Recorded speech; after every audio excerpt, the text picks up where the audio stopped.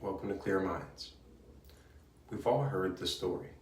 The addict who loses their job, their family, their home, and only then, from the absolute bottom, do they finally seek help.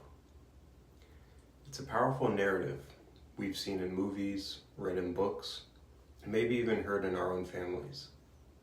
We're told you have to lose it all to get clean. But what if that story, the idea of hitting rock bottom, isn't just a myth, but a deadly lie? The belief that someone has to hit a catastrophic low point before they can recover is one of the most dangerous misconceptions in addiction recovery. Waiting for this supposed rock bottom can lead to irreversible harm, including severe health problems or even death. For too many, the only true rock bottom is a fatal one. Part of the danger of the rock bottom myth is that it's totally undefined, ambiguous concept. What does it even mean? For one person, it might be a DUI. For another, it could be homelessness or losing their family. There's no universal measuring stick for the lowest point someone can reach. This way of thinking suggests that someone needs to be in a state of utter despair before they're allowed to ask for help, which can lead to overdose, disease, and crime. The truth is, addiction is a chronic, progressive brain disease, much like heart disease and diabetes. We could never tell a cancer patient to wait until they're at stage 4 before starting treatment. So why do we apply that same logic to addiction? Addiction physically changes the brain structure and function, hijacking judgment, decision-making, and self-control. It is a medical condition, not a moral failure or a simple lack of willpower.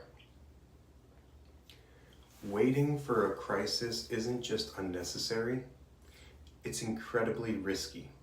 Prolonged substance use can lead to lasting physical harm, damaging the liver, the heart, and the brain.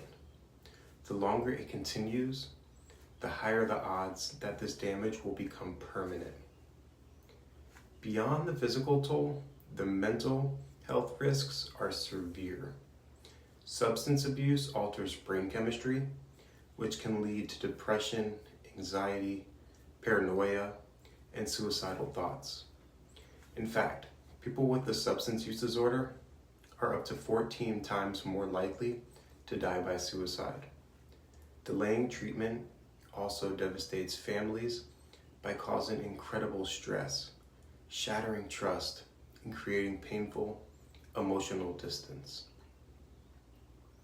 The evidence is crystal clear. Early intervention leads to better outcomes. Tackling addiction in its early stages dramatically increases the chances of a successful long-term recovery and reduces the risk of relapse. It gives individuals a chance to learn healthy coping mechanisms before the consequences become catastrophic. Recovery can begin at any stage. It doesn't require a dramatic, life-shattering event. It starts with the simple yet powerful recognition that there's a problem.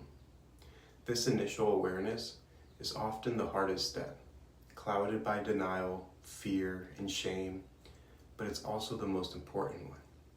You don't have to wait for a sign from the universe. Help is available at any point. If you're struggling, or if you see the warning signs in someone or a loved one, don't wait for a crisis that may never come, or one that could be fatal. Recovery isn't about hitting the bottom. It's about making the decision to rise. The sooner you seek better help, your chances are for recovery and a lasting recovery. You can start by talking to a healthcare provider, a mental health professional, specialize in an addiction, or a licensed drug and alcohol counselor. The myth of hitting rock bottom is a destructive story that costs lives. Addiction is a treatable disease, and recovery is possible for anyone at any time. It's not about how far you fall, but about the decision to get back up. And that decision can be made right now. Waiting for the worst to happen is a gamble with the highest possible stakes. Instead of waiting for a bottom that isn't guaranteed, you can begin the journey to a fresh start today. Thank you for sharing, and thank you for joining.